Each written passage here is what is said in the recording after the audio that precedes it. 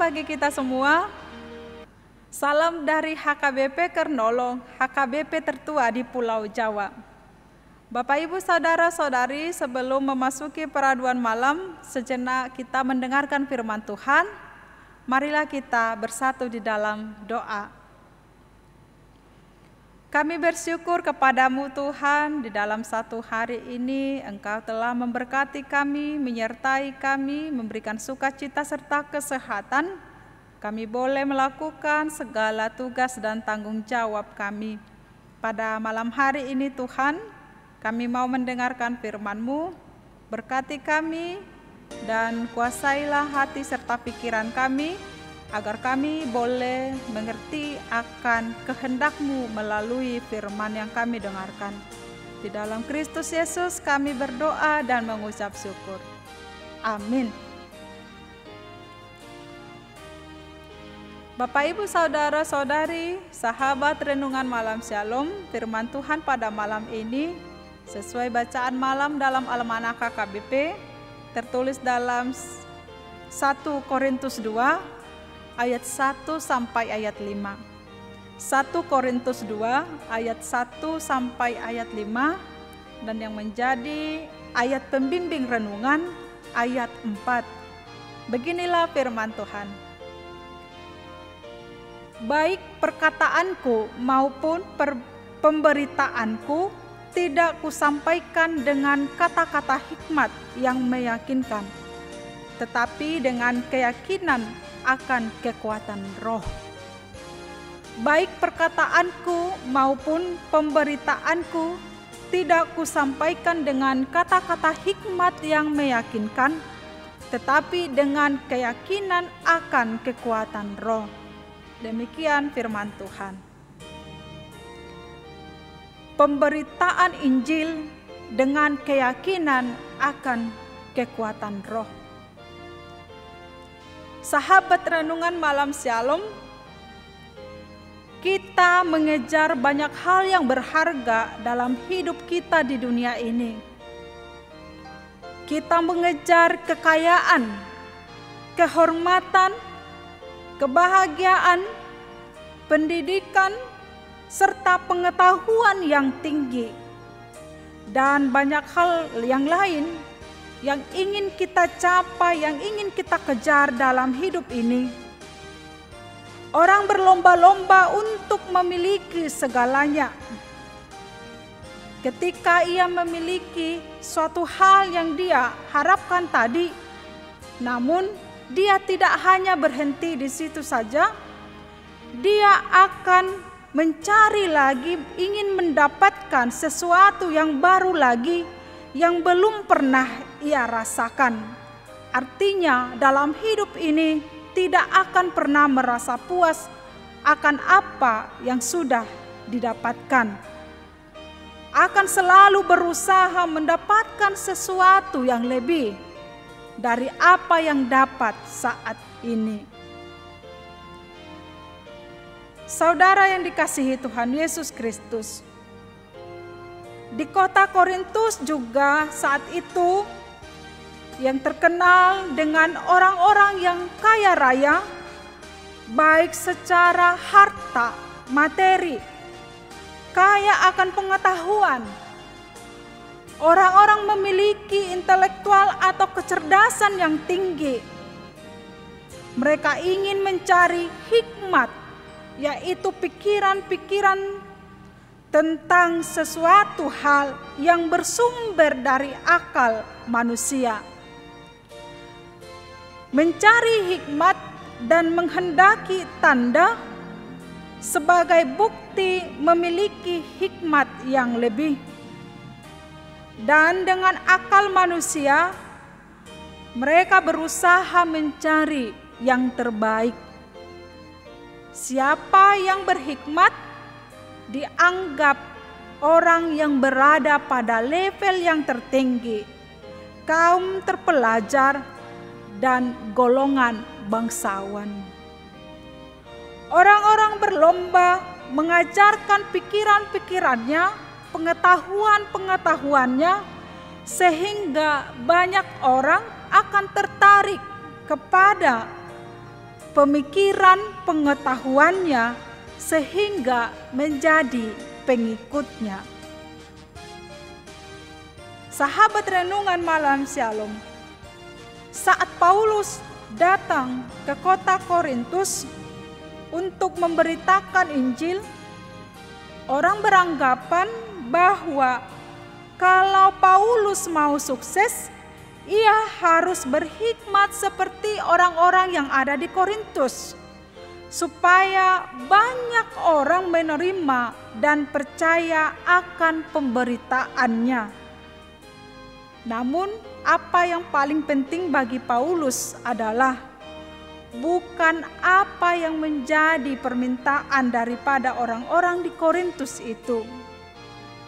Yang paling berharga baginya ialah pemberitaan akan Yesus Kristus, yaitu Yesus yang disalibkan demi penebusan dosa. Paulus berkata, bukan dengan hikmat, bukan dengan kecakapan berkata-kata, dan bukan dengan kemampuan manusia, dan dengan bahasa kata-kata yang indah, dia memberitakan Injil. Bahkan dia mengatakan, di dalam pemberitaan Injil itu dia memiliki kelemahan, dan dengan rasa takut dan gentar. Dia mengatakan dia tidak harus menjadi seperti orator yang ulung dalam pemberitaan Injil, sebab yang paling utama adalah pemberitaan Kristus Yesus. Dan dengan pertolongan Tuhan dan kekuatan Roh, maka pemberitaan firman itu dapat diberitakan dan diterima oleh orang Korintus. Sehingga iman jemaat tidak tergantung kepada hikmat manusia, tetapi kepada hikmat Allah. Sahabat renungan malam Shalom, kita harus sadar dan mengakui bahwa kita sesungguhnya memiliki kelemahan dan keterbatasan. Sekalipun kita sanggup mampu mengejar banyak hal di dalam hidup kita hingga mendapatkannya, bahkan karena keinginan yang tak pernah puas dan selalu berusaha mendapatkan sesuatu yang lebih lagi, ingatlah bahwa kita adalah manusia yang memiliki kemampuan terbatas. Jangan ada yang memaksakan kehendak sendiri. Atau mungkin bisa saja kita sadar akan kelemahan kita, namun seringkali kita tidak mengakuinya. Kita berusaha menutupinya dengan rapat-rapat, sehingga kita lebih condong memamerkan kelebihan-kelebihan kita. Lagi-lagi Bapak Ibu Saudara-saudari, tidak ada manusia di muka bumi ini yang memiliki kesempurnaan baik secara fisik, emosi, intelektual pengetahuan, dan juga rohani. Kelemahan dan keterbatasan yang ada pada diri kita adalah menunjukkan di mana kita tidak punya kuasa untuk menolak dan mengubahnya. Kelemahan tadi dapat berupa keterbatasan fisik, mungkin itu cacat, tenaga kita yang lemah, atau keterbatasan dalam hal emosional, kepahitan, kesedihan, kepedihan, dan sebagainya.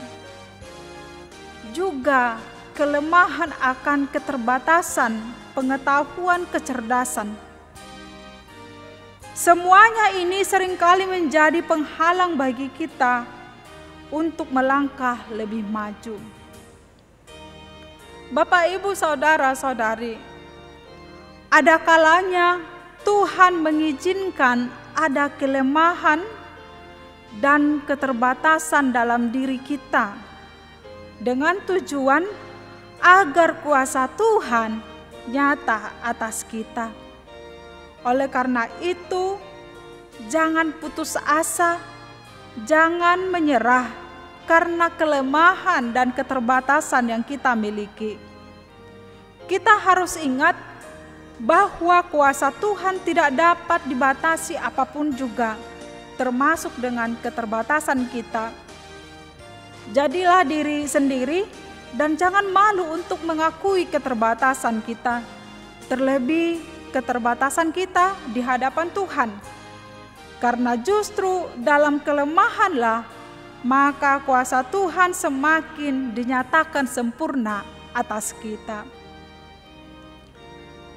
Sahabat renungan malam Shalom, demikian dalam setiap pengalaman dan perjalanan kehidupan kita, hidup kita harus mengutamakan pemberitaan tentang Kristus Yesus, menjadi saksi Injil dalam setiap tindakan dan perbuatan kita.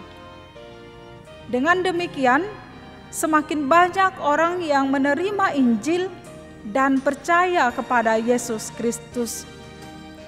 Jika saat ini kita tidak mampu melakukan pemberitaan Injil sesuai dengan kemampuan kita, sesuai dengan pengetahuan kita, sesuai dengan kecerdasan kita, mintalah pertolongan dari Tuhan dengan mengandalkan hikmat dari Tuhan, bukan hikmat dari dunia ini, bukan hikmat dari manusia, bukan pengetahuan dari dunia ini, bukan karena kekayaan jabatan.